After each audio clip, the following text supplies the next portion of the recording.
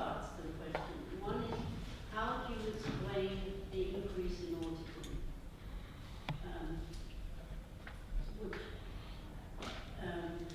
And the drugs that are being used for it. How do you explain that? Yeah, okay, well, we'll just, autism is an interesting category because the research basis for the neurobiology of autism is probably stronger than for any other area. And it's a very involved literature, and to be honest with you, to go into all of that now would be rather difficult. I suppose all I'd say is that Alan Francis, who created DSM-4 and who included the diagnosis of Asperger's, which is essentially a mitigated form of autism, argued that by including that mitigated form of autism, more and more people got medicated unnecessarily. So his conclusion was, by expanding the definition of autism to capture these very mild versions of certain characteristics that certain people have labelled as characteristic of autism, we expanded the drug epidemic. So that would be his argument, and I think he's probably right in that respect. By the way, autism no longer exists. It was abolished by DSM-5. So people who have autism don't really have it anymore, apparently. So that was interesting. Do you remember also homosexuality, right? That was a psychiatric disorder until 1974, and then post-1974, it ceased to be one. And everyone know that if you're homosexual today, then you're okay now. You're not suffering from a psychiatric condition. But that I think is quite illustrative, the cultural processes behind decisions as to whether or not to keep things in or out. Yeah. Okay.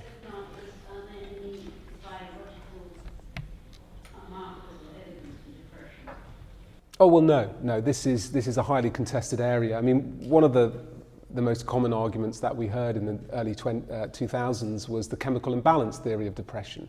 It wasn't championed as a theory. It was championed as a clinical truth, a fact, a biological fact. The fact of the matter is, it's been disproven. And no credible neurobiologist would subscribe to the notion that depression is caused by a deficiency in serotonin. It's just gone. The Royal College of Psychiatrists last year publicly disavowed the theory after much lobbying. So we've moved on from that. There's not to say there's a biological element in depression. Of course there is. There's a biological accompaniment to any state of mind. The question is whether or not there's a dysfunction that can be traced as the cause of something called depression.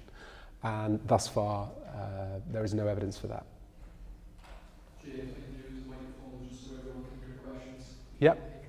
Yep, okay. There's a gentleman at the back there.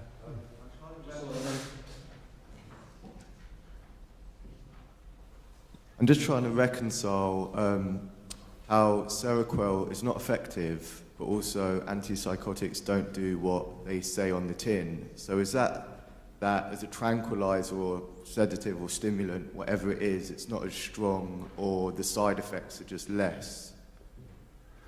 Do you see what I'm getting at? Yeah. I mean, I suppose what I meant by that phrase is that there was an argument made that psychiatric drugs cure or remedy biological malfunctions of varying sorts. So the medical model was recruited to explain the drug action of psychopharmaceuticals. And it turns out that particular model is incorrect. And Joanna Moncrief, a psychiatrist at UCL, has proposed an alternative, which is called the drug-centered model. Psychiatric medications alter people's states of mind. Absolutely true. No one's going to dispute that, which may or may not be experienced by those individuals in question as positive. Some people experience them as positive, and we have to honour that and respect that, but a lot of people don't experience them that way. A lot of people experience them as harmful. And we need to pay more attention to that group of the patient population. So it was really to contest the traditional understanding of drug action as something correcting an imbalance. That is not the case. I think we should follow Joanna Moncrief personally in her particular perspective on this topic. So Seroquel just had not as good outcomes for the people who took it, like they just didn't like it as much. Yeah, well, in this case, it was side effects. It was the adverse drug effects that people were experiencing, which they weren't warned they were going to experience because the necessary data had been buried by the company. That was the problem in that case. Yeah. The gentleman here. Yeah. It's a brilliant case you expressed. What would you propose to correct this going forward? Yeah, well, there is. I mean, that's a good question. It's there are lots of different things that can be done. I mean, going back to the DSM, it is a very good question actually, because it's a pragmatist question, and that's what matters in this area. The DSM, there's an element to the DSM I'm quite sympathetic towards. I mean, I think it's fundamentally human to want to categorize experience. You know, we've classified experience since time immemorial. Anthropologists have documented the various ways in which different societies across the globe partition different features of the natural world, different species of bird and animal, etc. Classifying phenomena is a fundamentally human experience, and I think, you know, doing that with respect to different species of emotional suffering makes sense. However, that's not what the DSM only does. The DSM does something more than that. What it does, it then pronounces upon the meaning of the experience it classifies, calling it dysfunction, disorder, disease. In other words, it brings to these classifications the medical philosophy it claims to derive from them. It assumes to be the case what it should rather demonstrate to be the case, that these different patterns of suffering indicate disorder and disease. There is no evidence to support that. That is a cultural move, that is an interpretive move, which is hugely problematic in my view. A lot of the experiences captured by DSM are just natural and normal, again, painful reactions to living in a difficult world. And that's not to undermine the severity of these experiences. You know, you can suffer deeply acutely as a consequence of the traumatic things you've been subject to. That isn't a disordered reaction. That's a fundamentally human, natural reaction. I don't think it's doing anyone any favours by calling it illness, dysfunction. I think it's very stigmatising, actually. I think the medical model is more responsible for stigma in society than anything else. We've been led to believe the origins of stigma reside in a benighted public who are prejudiced against people who suffer.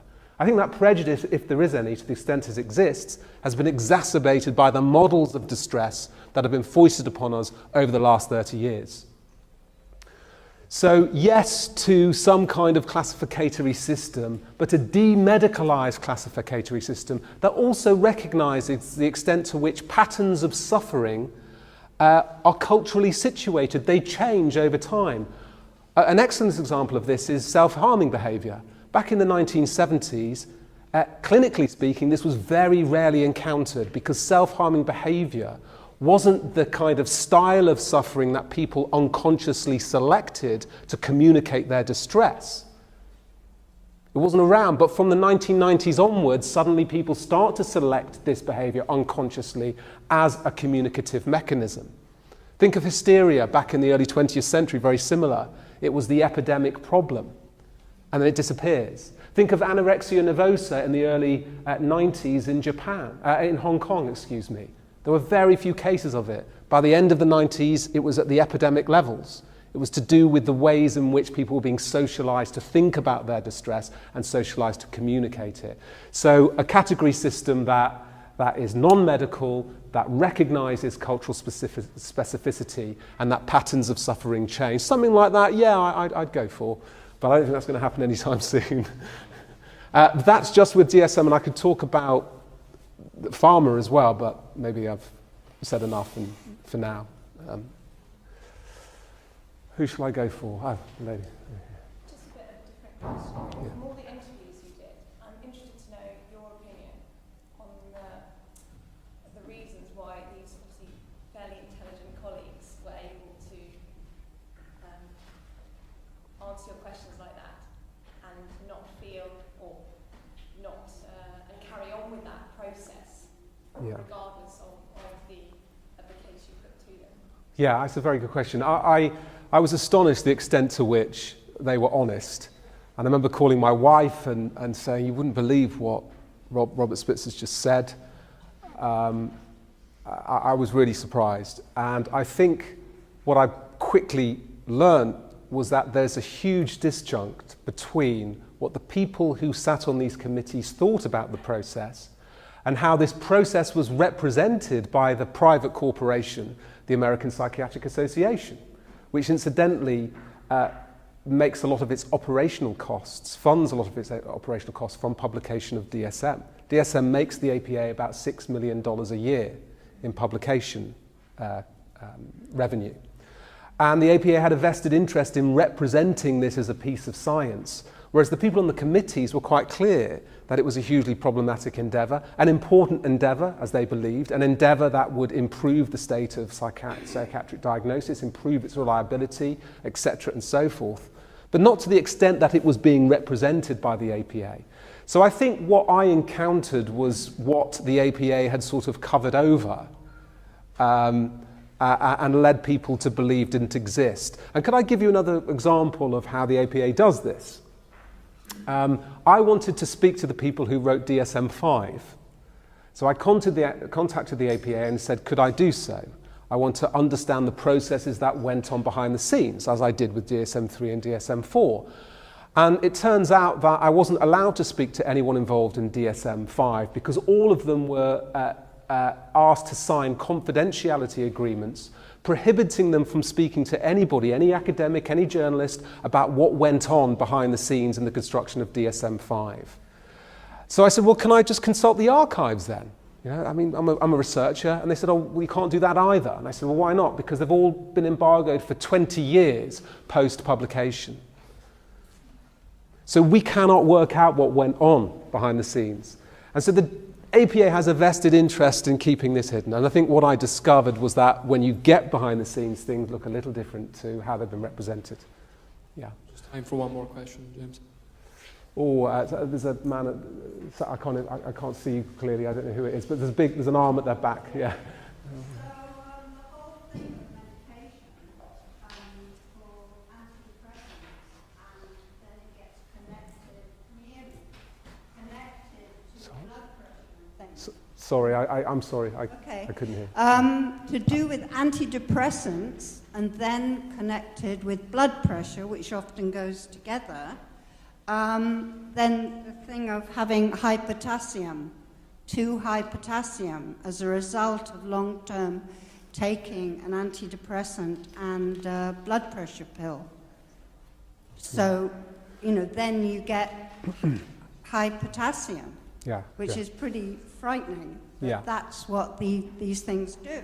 Yeah, I think the effects of taking the medications long-term, we're finally now beginning to discover, and the situation doesn't look good. Let us remember that these drugs were approved for public use on the basis of clinical trials that only followed people on the medication for around 8 weeks. Yeah, all the clinical trials that demonstrate efficacy were trials between 8 to 12 weeks. Okay. So I don't know if you remember the Cipriani meta-analysis published in 2018. There was lots of coverage saying antidepressants work, and all this sort of stuff. Well, actually, what that analysis showed was that they work almost hardly better than placebos for the most severely distressed members of societies. And actually, you could explain away that difference in terms of the drug effects producing side effects that boost the placebo effect, etc. But also what that headlining didn't report was that the studies surveyed in that meta-analysis were between 8 and 12 weeks long. So they told us nothing about the vast majority of people taking antidepressants in the UK today who aren't taking them for 8 or 12 weeks. You prescribe them for at least 6 months. So we're in a situation where we're engaging in a vast public experiment with more and more people taking these drugs for longer and longer, and we really still don't know the extent to which that this kind of prescribing is harming people. But the evidence we're getting in already is indicating it is problematic, very problematic. So what can the public do about that? It's another... Well, just finally, and I've been told this is the last question, and I should stop, and I'm sorry to those I've been unable to to answer. What the publisher do? Well, we need brave journalists, don't we? We need brave journalists covering this kind of thing. We need brave clinicians and academics speaking up about it. We need greater regulation of links between pharma and psychiatry. And we've outlined, in fact, I co-founded an organisation. By the way, we don't make any money from this organisation. It's operating costs we pay for out of our own pocket. So I'm promoting this organisation now because it's an organisation that disseminates information to the public we think they should have. There's no money involved at all. I've lost a lot of money by way of this organisation, by the way. But I'm going to promote it now to you. It's called the Council for Evidence-Based Psychiatry. Council for Evidence-Based Psychiatry. Oh, sorry. Can you hear me? It's called the Council for Evidence-Based Psychiatry. I get to plug it 4 or 5 times now. The Council for Evidence-Based Psychiatry. Yeah, and we've put on a website. We've put lots of information online for people. We have a Twitter account, and we regularly tweet things we think are important around issues of mental health. We're a very critical organisation. We comprise academics, psychiatrists, pharmacologists, etc. We're all united in the belief that we are dramatically overprescribing these medications and underestimating the extent to which they can cause people harm. So so what I'm going to say to you is I'll refer you, because I don't have time to answer the question, I'll refer you to the website and there'll be information on there. And follow us on our Twitter feed. We actually don't have that many followers, so if we get a few after today, I'll be really pleased. But I better stop there. If other people want their questions addressed, please come and see me now. Thank you very much.